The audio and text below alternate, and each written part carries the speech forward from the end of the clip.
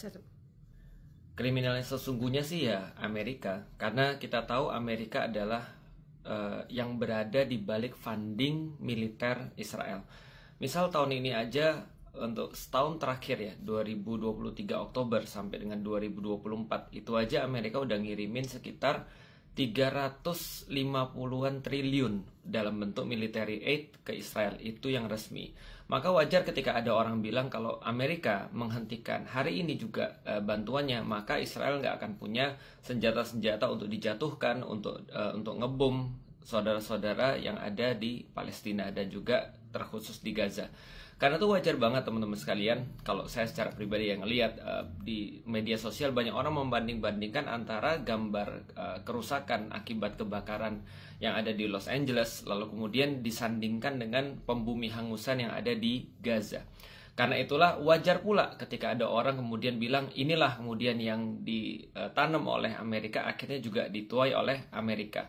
Karena memang Presiden Trump itu berkata all hells will break out, bahwasannya neraka itu akan dibukakan ketika orang-orang Hamas itu tidak membebaskan sandera-sandera Israel. Padahal kondisinya tuh nggak begitu. Sandera-sandera yang diambil oleh Israel itu jauh lebih banyak, ribuan kali lebih banyak daripada sandera-sandera yang diambil oleh Hamas. Dan itu pun kalau kita lihat big picture-nya, Palestina ini adalah daerah pendudukan di mana Israel adalah penjajah yang justru harus hengkang dari sana.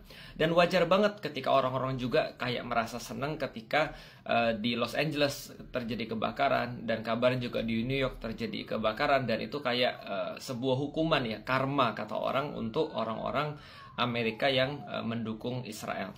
Tapi teman-teman sekalian, tentu saja kita secara pribadi kita tetap mengatakan innalillahi wa inna ilaihi rojiun. Kita tetap mengatakan kita berbelasungkawa, kita tetap mengatakan bahwasanya kita berduka cita dengan kejadian yang terjadi di Los Angeles. Karena kenapa? Karena tidak ada satupun manusia yang layak untuk disyukurin ketika mereka mendapatkan musibah, yang layak untuk dibully ketika mereka mendapatkan musibah. Kita tetap berbelasungkawa, kita tetap kemudian untuk menyampaikan bahwasanya kita turut berduka dan kita merasakan apa yang mereka rasakan, kita berempati pada mereka. Karena tentu saja tidak semua orang-orang Amerika yang berada di tempat kejadian itu semuanya menanggung kesalahan pemerintahnya Amerika. Nah, hanya saja teman-teman sekalian, ini juga sebuah hikmah mungkin bagi kita. Mungkin selama ini kita masih abai ketika terjadi pembumi hangusan di Gaza, tapi kita menjadi melek tiba-tiba ketika kita melihat satu tempat yang begitu luas kemudian hancur, berantakan hanya dalam beberapa waktu saja oleh kebakaran hutan. Nah, ini adalah sebuah waktu yang tepat bagi kita untuk mengambil hikmah. Apakah kita tetap diam ketika terjadi kerusakan yang lebih besar, terjadi kerusakan yang dibuat oleh manusia secara sengaja, genosida. Sementara apa yang terjadi di Amerika itu adalah sebuah musibah yang ya tidak akan terulang mudah-mudahan dalam waktu dekat. Artinya musibahnya udah selesai, tinggal mereka recovery. Tapi tidak dengan di Gaza.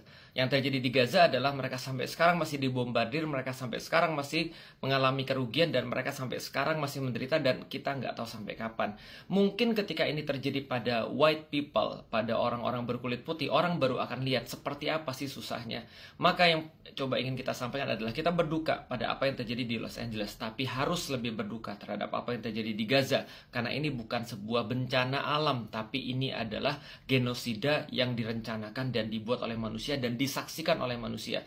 Kalau kita merasa bahwasanya apa yang terjadi di Los Angeles itu begitu apokaliptik, begitu kiamat, apalagi yang dirasakan oleh saudara-saudara di Gaza, ayo buka hati. Minimal ini bisa menjadi sebuah hikmah bagi kita, bahwasanya kita bisa lebih merasakan apa yang dirasakan oleh orang lain. Karena itu teman-teman sekalian, ini sebagai sebuah pengingat bagi kita. Mudah-mudahan apa yang kita suarakan ini, meskipun tidak didengar, tapi Allah punya cara agar ini didengar. Ketika orang-orang sedih ketika melihat kejadian di Los Angeles, maka ini membukakan juga mereka sebuah kejadian yang lebih parah.